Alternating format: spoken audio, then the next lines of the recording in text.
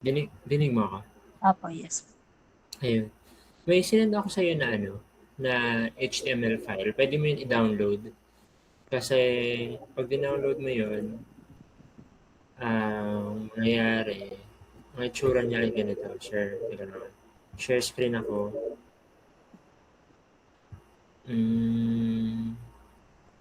Share screen na lang. Ayan. Ang mangyayari, pag dinownload mo siya, yung mock-up, ito. Pag inopen mo siya sa Chrome,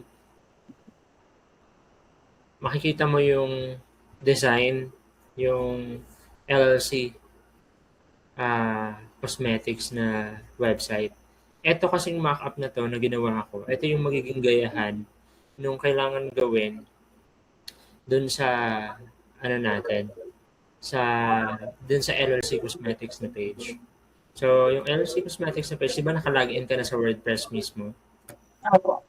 Ayun. Pero, imbis na baguhin mo yung pages doon, kasi pag tinignan mo ngayon, LLC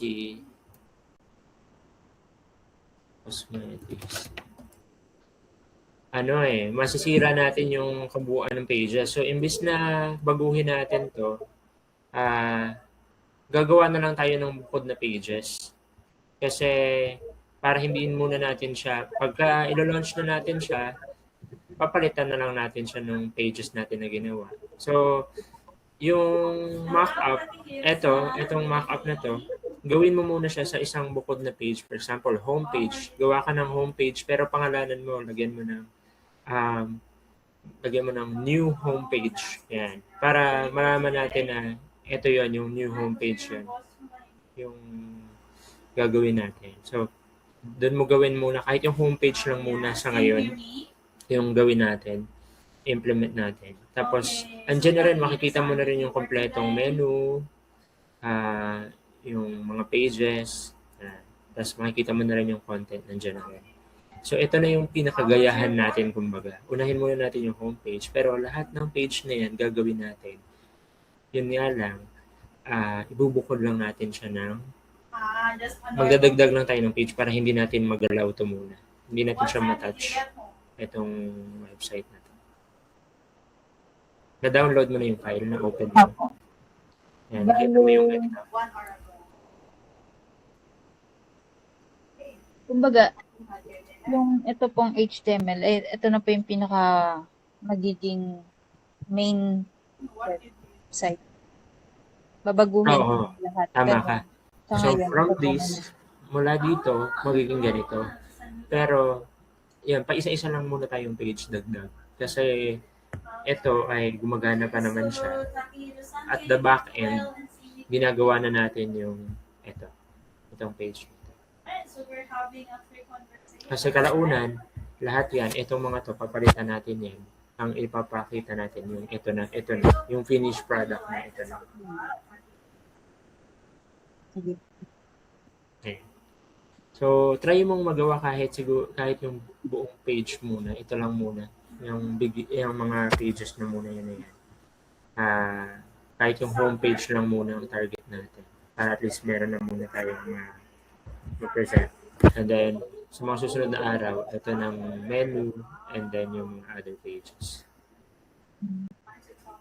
Pero same lang po ng stock. Kung ano po yung naka-download na plugin, ayun lang din po. Wala na akong babaguhin doon.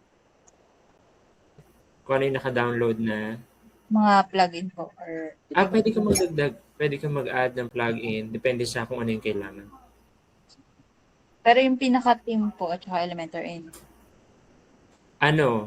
Elementor, kung alam ko naka-Elementor to eh. Ngayon, eto, kung ano yung kailangan. Kasi hindi tayo, kumaga kahit anong stock, okay lang tayo. Basta ang importante, makuha natin tong ganitong look and feel.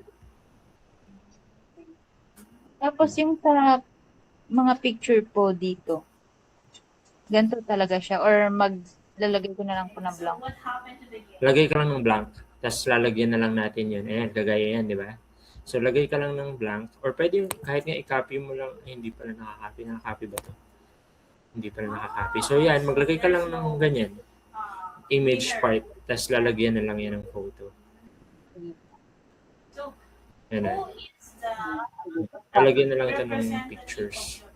Pero, lagyan mo lang ng space na, ayan, basta importante merong photo dapat dyan.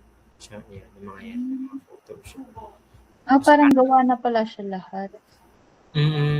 So, ito, ang tawag dito ay mock-up. So, ready na siya. Ngayon, kailangan na lang natin siyang i-translate para sa maging actual pages. Pwede mo na siyang malaro eh. Pag pinindot mo yan, bubooking na siya. Website na rin talaga siya kung tutuusin na HTML. Pero HTML, ang gusto natin ay i-translate siya into a WordPress. So, yun.